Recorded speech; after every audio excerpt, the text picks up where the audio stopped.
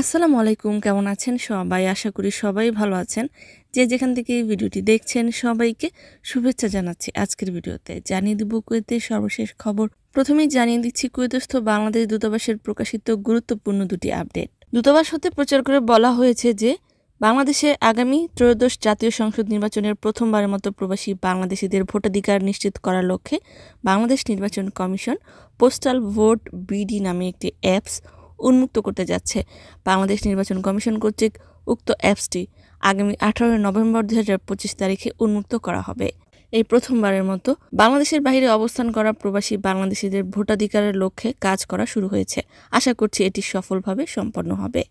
আরেকটি বিজ্ঞপ্তি হলো যে বাংলাদেশ দূতাবাস কর্তৃক আন্তর্জাতিক অভিবাসী দিবস 2025 ও জাতীয় প্রবাসী দিবস 2025 উপলক্ষে কুয়েতে অবস্থানরত প্রবাসী বাংলাদেশি নাগরিকদের ব্যক্তি ও প্রাতিষ্ঠানিক পর্যায়ে বৈধ পথে রেমিটেন্স প্রেরণের মাধ্যমে বাংলাদেশের অর্থনীতিতে অবদান রাখার স্বীকৃতি স্বরূপ রেমিটেন্স পুরস্কার 2025 প্রদান করা হবে। ব্যক্তি পর্যায়ে পুরস্কার বৈধভাবে রেমিটেন্স প্রেরণকারী প্রবাসী বাংলাদেশি পুরুষ পাবে 2টি, নারী পাবে 2টি। প্রাতিষ্ঠানিক পর্যায়ে পুরস্কার হবে প্রবাসী বাংলাদেশি নারী পুরুষ মালিকানাধীন বৈধভাবে রেমিটেন্স প্রেরণকারী প্রতিষ্ঠান 2টি। এই পুরস্কার প্রাপ্তির লক্ষ্যে আগ্রহী কুয়েত প্রবাসী বাংলাদেশি নাগরিকেরা আগামী 4 ডিসেম্বর 2025 তারিখের মধ্যে যে কোনো কর্মদিবসে সকাল 8টা থেকে দুপুর 2টার মধ্যে দূতাবাসের শ্রম কল্যাণ উইংয়ে আবেদনপত্র জমা দেওয়ার অনুরোধ করা হলো। জানিয়ে দিচ্ছি ব্যাংক অ্যাকাউন্ট সম্পর্কিত একটি গুরুত্বপূর্ণ আপডেট। কুয়েতের কেন্দ্রীয় ব্যাংকের নির্দেশনায় ব্যাংকগুলো ব্যক্তিগত অ্যাকাউন্টে ওয়ামেদ এবং লিঙ্কের মাধ্যমে বাণিজ্যিক অর্থ গ্রহণ সংগ্রহ কঠোরভাবে তদারকি করছে। নির্দেশনা পালনের ভিত্তিতে ইতোমধ্যেই কয়েক হাজার অ্যাকাউন্টকে ফ্রোজেন করে দেওয়া হয়েছে।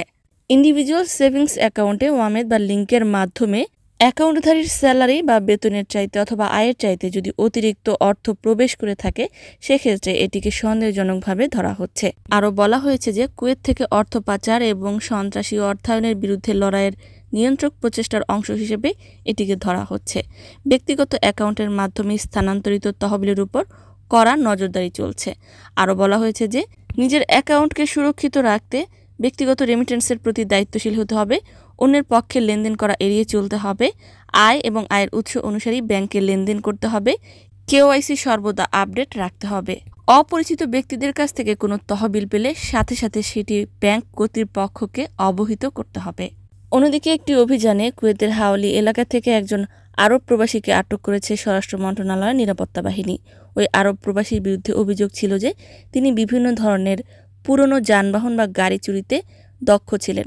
কুয়েতের বিভিন্ন স্থান থেকে বেশ কয়েকটি পুরনো গাড়ি সে চুরি করেছিল। তার কাছে থাকা লুকিয়ে রাখা 13টি পুরনো গাড়ি জব্দ করা হয়েছে। অন্যদিকে একই দিনে ময়দান হাওলি এলাকায় 2 জন প্রবাসী নারী আত্মহত্যা করেছেন। একজন নারী তার নিজ বিল্ডিংয়ের উঁচু ভবন থেকে লাফ দিয়ে আত্মহত্যা করেছেন।